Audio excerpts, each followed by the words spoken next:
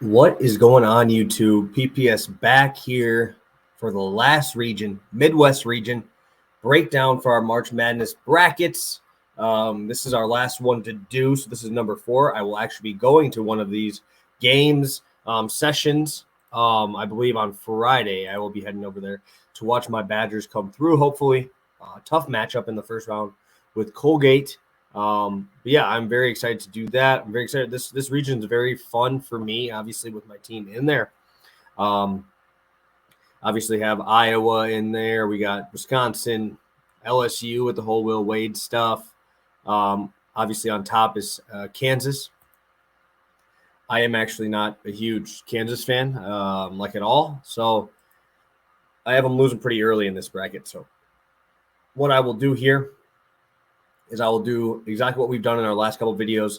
Favorite matchup, my favorite sleeper, my best bet.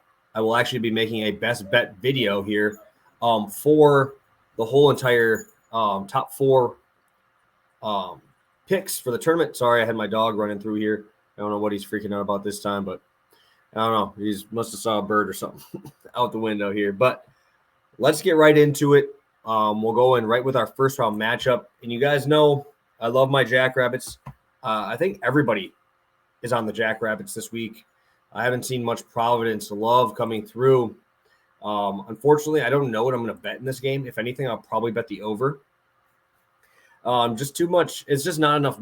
Like if I got like a +4, maybe +5, but with a +2, +110, I just don't think that money is really worth it there. I will tell you this. I have 3 of the 4 seeds losing this week in the first round, which is scary. But I think UCLA is the only 4 seed I have winning. I have Illinois losing, Arkansas losing, and in my bracket I do have South Dakota State winning this one. But let's just get into some numbers here. Just my basic numbers, the Ken Palm numbers like always. Providence adjusted offense, 79th in the country, 273 in pace. Defense is also top 50. South Dakota State, number 12 in adjusted offense, 220 in defense, 59 in pace. I really think that this comes down to who starts quick, honestly. If South Dakota State gets out early and starts the run, I think that we could actually see a pretty high-paced game. If Providence gets up, I feel like the pace is just going to slow down dramatically. I really like South Dakota State. I bet them quite a bit this season. And the reason I like this matchup is who is going to be the matchups here, like player-wise here. Who's going to guard Wilson for South Dakota State? He has been an absolute tank, Douglas Wilson. Senior. He's only playing 25 minutes per game. Don't know if that's injury related or not. 40% from 3. He is the leading scorer in only 25 minutes. Like I said, 16 and a half, 5.5 boards, 2 assists, 57% from the field, 40% from 3. Very, very good player here. And I'm curious if they're going to play Watson on him from Providence. That is their center. The weird part about South Dakota State is they pretty much play mostly guards, right? So I'm curious if Providence is going to try to play big here. If they do, I think they're going to have a real big problem. Douglas Wilson, 6'7", obviously able to score inside and out. So if they put their center on him, could have an issue. Also, I think Baylor Shireman is how we do it. I love him. Dude's very, very good. Nebraska guy. I went to school in Nebraska my first year out of college. He's shooting 47% from three-point line. And one thing that's really good about him is he's a 6'6" guard. Very hard matchup. You can't really put a point guard on him because he's way bigger. He's able to post up quite often. We also have the freshman Zeke Mayo. I've seen him quite a bit. He shoots the ball well, 41% from deep. I'm curious on how Providence is going to attack this. If they're going to play big and try to post up these guys because they really don't have many big dudes. But if they do decide to play big, South Dakota State's going to run a 4-guard lineup and probably run up and down the floor on these guys. I'm not really – like if Watson gets in foul trouble, I think this is going to be a South Dakota State runaway, to be honest. If you're going to play four guards with 2 bigs in there, one of those guards is going to be just cooking, right? Especially if you're going to play a small guard here with against them. Looking at Providence here, we got Watson, obviously their leading scorer. Jared Bynum, well-known guy. He's only 5'10", That's what I mean. If you're going to guard him with Bynum, I think they also have a guy named Durham. He's like 6'4". He's another starting guard, senior guy. Bynum is the most well-known guard on this team. But, like, who does he guard in this matchup? Who is he on? Is he on Mayo? He can't guard Shireman. There's just a lot of interesting matchups here that I really like, and there's quite a few that match up well for Providence and quite a few that match up well for South Dakota State. That's why I think that this line is where it's at, and that's why I think this line is perfect, right? 2 is probably the spot I would give it, maybe close to a pick 'em.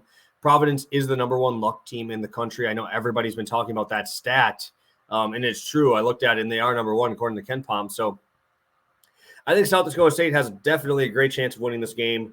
It's like I said, it's just going to come down to how is Providence going to attack this offense. Are they going to decide that they're going to play 3 guards and maybe like a 6'7" guy? Or are you going to go center forward and kind of get screwed over by this team? Because that's what South Dakota State is they are impossible to guard because they have Wilson who can shoot 40%, Shireman who can shoot 48%. You have Mayo who shoots 42%. You have guys off the bench shooting 50% from 3. So it's just, if South Dakota State's making their shots, this game I think flies over the total. I will be on that most likely as a play. And now the sleeper. My sleeper is weird. I put SDSU. That is actually San Diego State, not South Dakota State.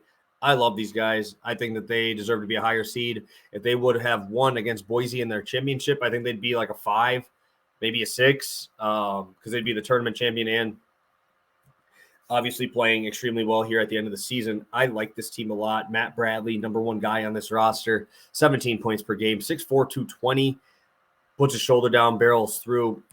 The reason why I really like these guys is obviously Bradley's extremely good, but they're so long. You're looking at this team here. We have 6'4", 6'3", 6'2", 6'10", 6'7", big wingspans, 3 seniors, 1 sophomore, 1 junior, very, very old. They're an older team. I think Bradley, this is 4th or 5th year. I think it might be 5 with the COVID year. Slow pace. Love that in March. Lockdown defense, number 2 in defense, according to Ken Palm. And they guard everything well. Like, they don't have an Achilles heel on this defense, right? You're looking at it. They're second best in points per game at 58.3. They're the 4th best at guarding the 2-point line at 2-point.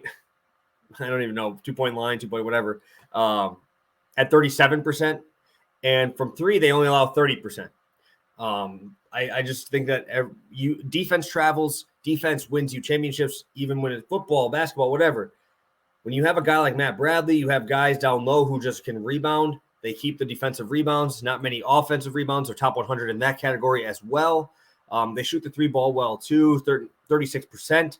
Obviously, much better with the guys that are playing a bit more. What I mean by that is I think Bradley's over 40% from the 3-point line. Obviously, love to see that from your best player, 41.5%.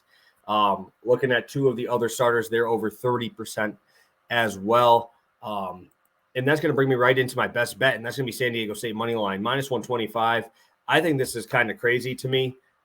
Creighton, I'm not a big fan of Creighton. Honestly, they play the same type of style as San Diego State, but I just don't think they do it as well. They're both top 20 in defense, but San Diego State has defenses that can hold you down, right? You're playing up against obviously a little bit better competition, but we're seeing these guys. San Diego State has held teams under 60 points in 15 games this season, under 60 points. And they don't need to score a lot to win, right? That's important to me because when you're looking at this side of Creighton, wow, I can't talk right now. Too many videos, guys. Too many videos. Can't even talk. Creighton's going to be starting a 6'4" freshman at point guard, 6'7", 7'1", 6'7", 6'6", but 2 freshmen will be starting here. How will those freshmen handle this defense? We've seen them play against a decent defense. Villanova, I would say, is a pretty good defense. They're nowhere close to San Diego State number-wise. All these other metrics, they're not even close. And Villanova held them under 50, I believe, twice. One of those games, they got absolutely demolished. I think it was like 71-44. They got held to 58 points against Iowa State. Their first matchup with Villanova was 79-59. And let me find the second one here. Second one was 54-48. So if we're playing a game like that, they lost both of those where they can't score. How are you able to come back from that? Are you patient enough? Obviously, the loss of Nebhard is absolutely massive for Creighton. That's a freshman there who's fantastic. Obviously, you see his brother over in Gonzaga being fantastic over there. We also see the matchup with Bradley, right? We're going to have a freshman most likely guarding him, 6'4", 180. So that means Bradley's going to have a 40-pound advantage. I believe his last name is Alexander. He's going to be the freshman probably having to guard him. That's a tough matchup there. Obviously, we talk about the size. Creighton has the advantage there. But athleticism, it's San Diego State all day, and it's not even close, right? We're starting a sophomore and freshman down low. And you're going to have to go, I believe the guy's name is Mensah. He's like 6'10". He's got like a 7'3" wingspan. He's not going to have any issues with these guys. San Diego State has played against some of the better defenses in the country. Obviously, Fresno State is an elite defense. Boise State is an elite defense. And really, Villanova, I don't even think is ranked in the top 20. They are 30th in adjusted defense. Now you're going up against number 2. You lost by 30 in the first 2 matchups against guys or defenses like that. I lean San Diego State. I'm playing them pretty big. That'll be one of my plays for VIP for this weekend. But yeah, I love this. I love that game. I think that this is going to be an absolute rock-throwing fest here. Quick recap. My favorite matchup, South Dakota State, Providence. Lean to the over. My sleeper of this one, San Diego State. And I'm taking them first round, money line, -125. I will be making one more last video, guys. Probably posting it early in the morning with all 4 of my best bets from these videos. I know that's what you guys are here for, so I'll make one for that. My 4 favorite bets for this first round, I believe 3 of them are on day 2, 1 day 1. I'm super, super stoked. I'll be at a big sports book down in Chicago tomorrow. I'm super, super excited and stoked to see how we do. A lot of numbers, a lot of effort. These last 2 days have been crazy. Hopefully it turns into some green. I get to take some bookie money. Hopefully we could throw a couple together, make a couple parlays, make some money there as well. But I'm very, very excited for this. So thank you guys so much for tuning in. Be on the lookout for the 4 best bets for the first round coming to you shortly. So thank you guys so much. I'll see you in about an hour for Pass the Prop, and let's get right on to it. Thank you guys.